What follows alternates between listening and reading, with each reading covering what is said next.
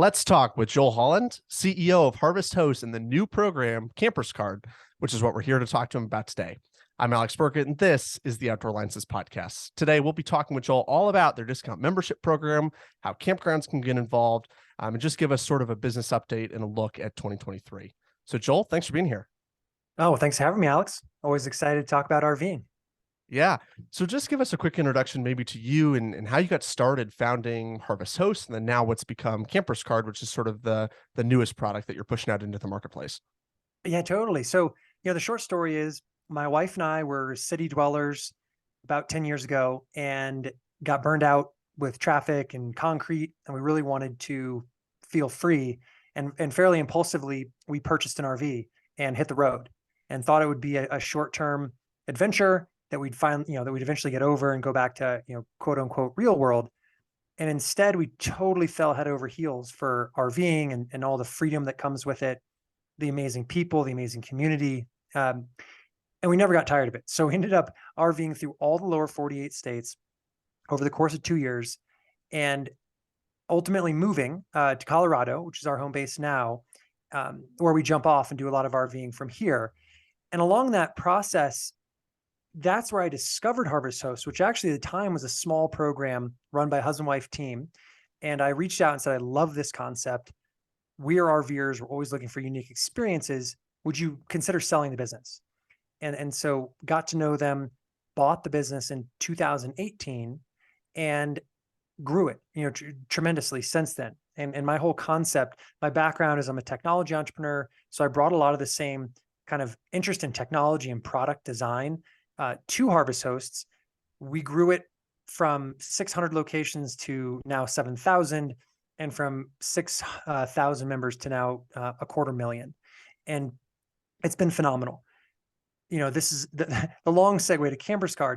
What we've learned is most RVers, myself included, spend most nights on the road in campgrounds, right? Like traditional campgrounds are the bread and butter. We love them. Harvest Host is very unique. It's boondocking. It's staying at wineries and breweries and things like that. But it's not an everyday activity. And it's certainly not traditional camping. It's just a unique experience you toss in every once in a while. So our average member stays 3 or 4 nights a year at Harvest Host locations, no hookups, and it's only 24 hours. And then they spend an additional 30 plus at traditional campgrounds. And so what we really started realizing was, hey, like we love campgrounds personally, our members love campgrounds. Why don't we have a product that helps support and promote campgrounds? And that was the impetus behind launching CampersCard. And the timing is pretty specific because now is the time, I think, when campgrounds are going to want to start getting more people in the door. We'll see, if there really is a slowing down in the RV world, but our goal is to keep campgrounds full, keep members happy. And that's the whole point behind CampersCard. And so I know you just touched on a little bit of sort of how that fits into the ecosystem of everything you're doing at Harvest Host, but let's cover it briefly because I know that's a large part of what you do. Maybe what the Harvest Host program does and sort of what % of the market do you see that make up within the camping industry and the ecosystem? Because a lot of my listeners might be the traditional campground owners or operators who may know what Harvest Host is, but they may not participate within that ecosystem. So this might give them some more context into your world and sort of peek behind the lens of that sort of the industry. Yeah, totally. So Harvest Host is a very simple membership program. So our members pay us about $100 a year. It's not much. And that gives them access to our kind of curated network of small businesses that we have partnered with to bring them more business. And so, if you have a winery in Kansas or a brewery, somewhere off the road and you're looking for more traffic, our proposition is we will bring you RVers. They will buy your products. That's why our membership's so inexpensive. It's about them spending with the local businesses. And ultimately, they're going to have a really unique experience. And I mentioned, we have about 4,000 locations in the Harvest Host network, and that's wineries, breweries, distilleries, golf courses, museums, things like churches, things like that.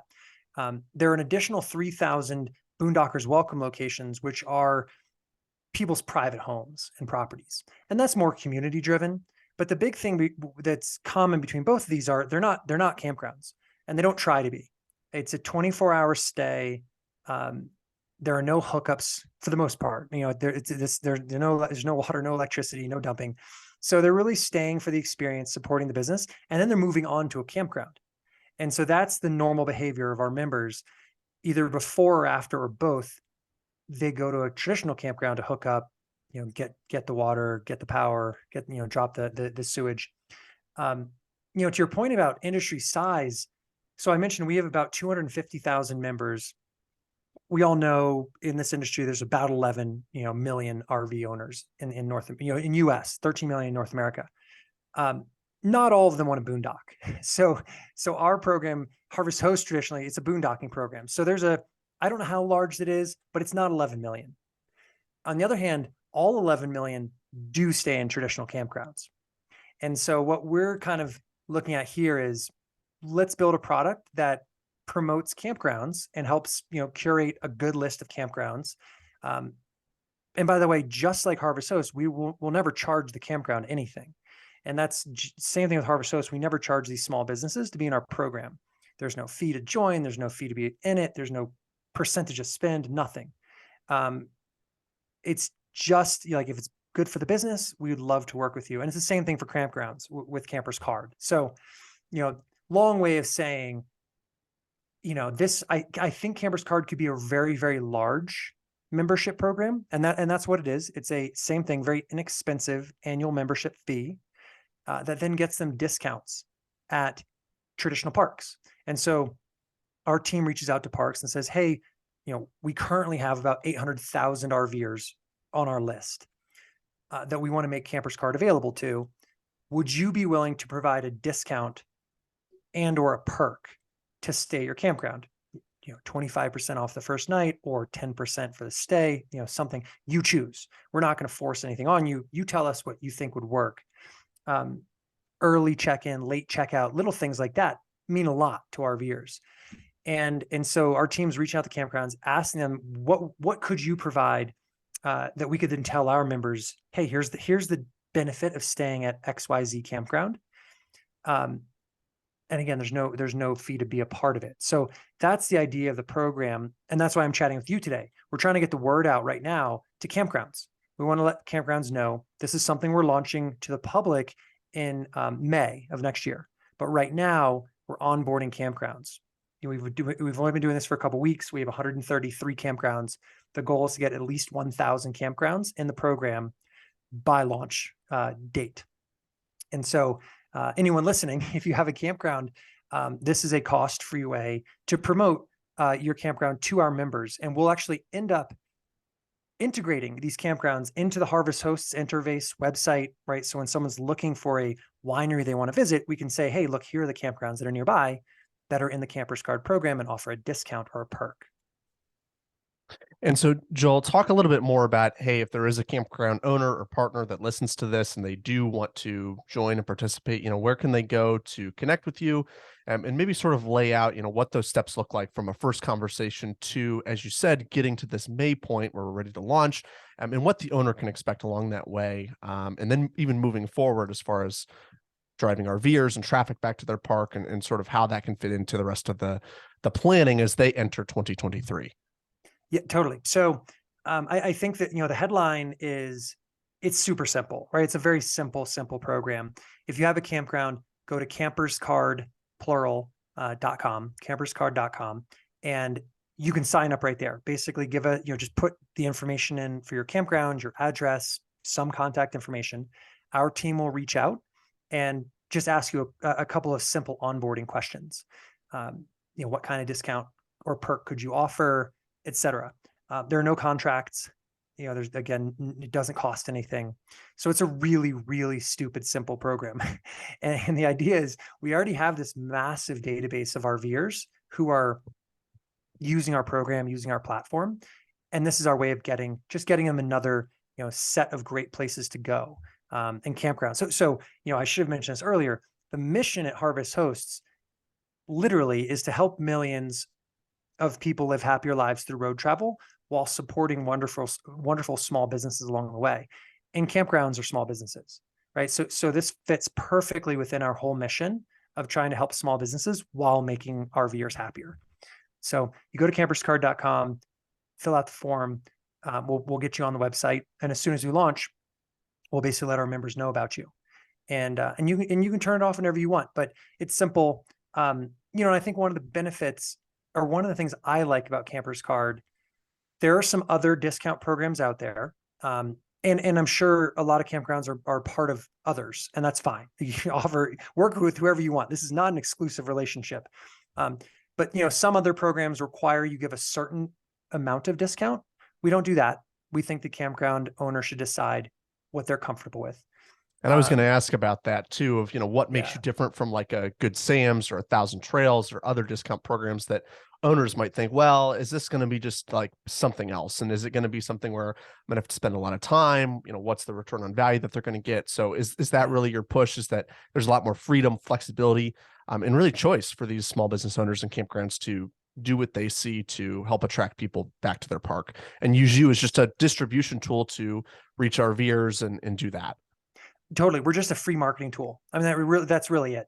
We've spent like millions and millions and millions over the last few years advertising and building up a network and a database of RVers. And now we own those relationships. And so we can introduce them to campgrounds. Doesn't cost us anything extra. That's why we don't have to pass on any costs. I mean, and I think that's the other big differentiator. Some other programs charge the campgrounds to be a part of their book or their program, et cetera. And we don't do that. So it won't take any extra time. I mean, it's as simple as filling out a form, and you're just going to get extra traffic. It's really quite a simple program, but one that I think can be quite powerful. Because sometimes I think there's power in simplicity. And we're not trying to overthink this. We're just sitting here going, we've got 800,000 RVers going on 1 million. They all stay at campgrounds. Why don't we introduce them to some great campgrounds? It's just that simple. And so, Joel, what does it look like once we get closer to that May launch date that you spoke of earlier, as far as continuing to reach out and build up that database of RVers and campgrounds up to the 1 million? What are you going to do as far as the CampersCard marketing goes to try and introduce parks to more campers and really develop those relationships? Yes. So, at first we're going to basically cross-sell CampersCard to our members, to our Harvest Host members. And we're going to make it available to them very affordably. It's not going to be an expensive program. We will then start external marketing. And that's one of the places we've been very successful with Harvest Hosts. We do a lot of advertising, and we're very diligent about it. I'm excited with CampersCard because it approaches a much broader market, right? Again, Harvest Hosts is for a very specific adventurer, boondocker. CampersCard is for every RVer.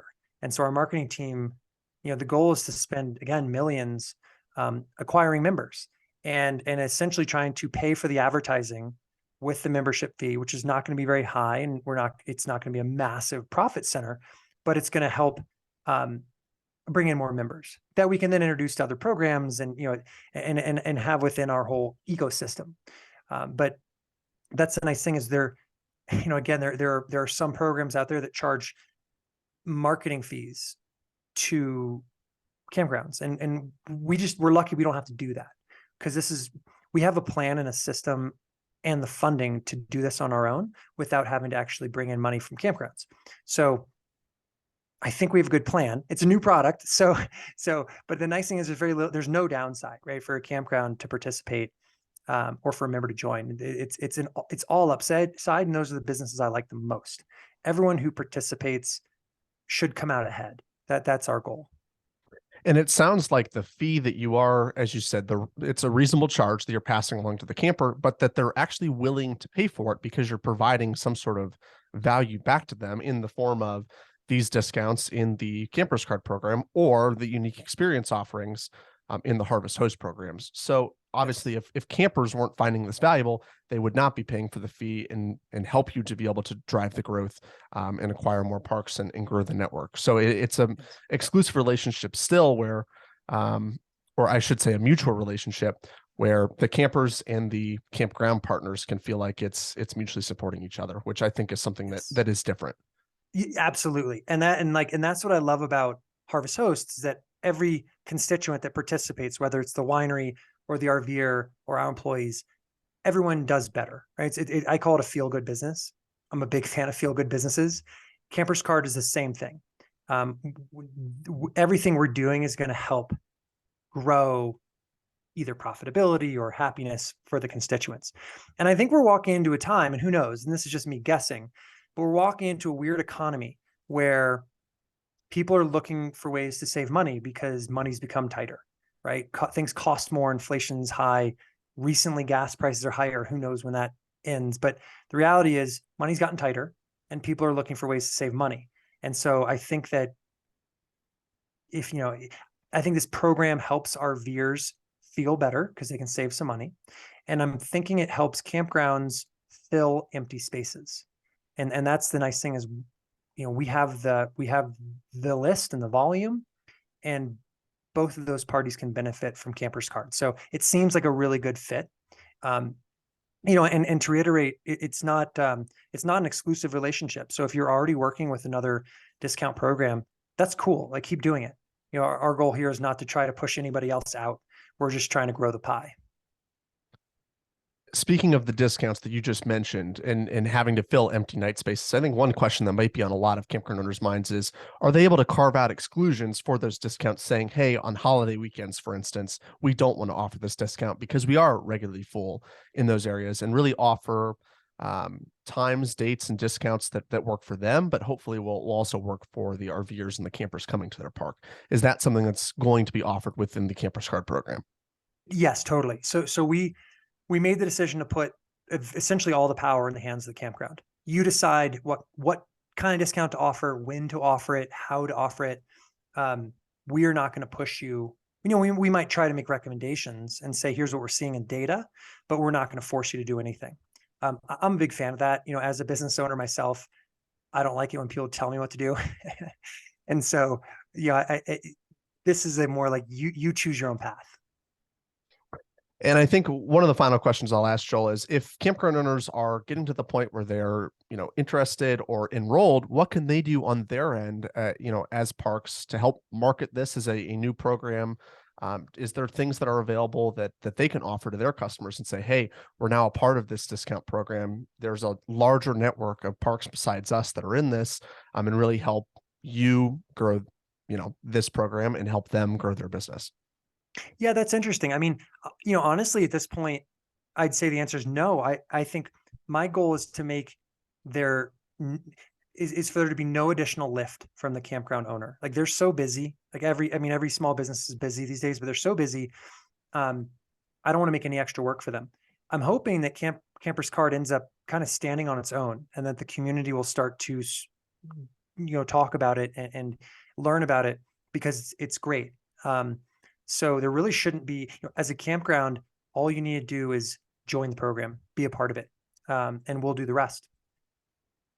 And then finally, can you just reiterate where people can go and sign up, connect with somebody, and get enrolled in the program, and then possibly some contact details, whether it's a sales representative or somebody that they can get in touch with and start to put this program into action? Yes. Yep. So again, it's camperscard.com. And you can also email sales@camperscard.com. It's funny, the email address is a bit of a misnomer because it sounds like we're selling something, which we're not. But that's the email address, and someone will get back to you immediately. So we have a dedicated team focused on recruiting for the campgrounds for CampersCard. So fill out the website form. You'll hear back from someone very quickly, and they will get you onboarded, and then we'll start promoting you in spring. Right before travel season is the goal. Joel, thanks again for taking the time and joining me on the show. I really appreciate you coming on. Awesome, Alex. Thanks, man. Appreciate you having me. Thanks for listening to the Outdoor Alliances podcast. I hope you enjoyed today's episode with Joel from CampersCard. Please subscribe for more weekly marketing episodes and great interviews and conversations. I'll see you back here wherever you listen to podcasts, and I'll talk to you soon.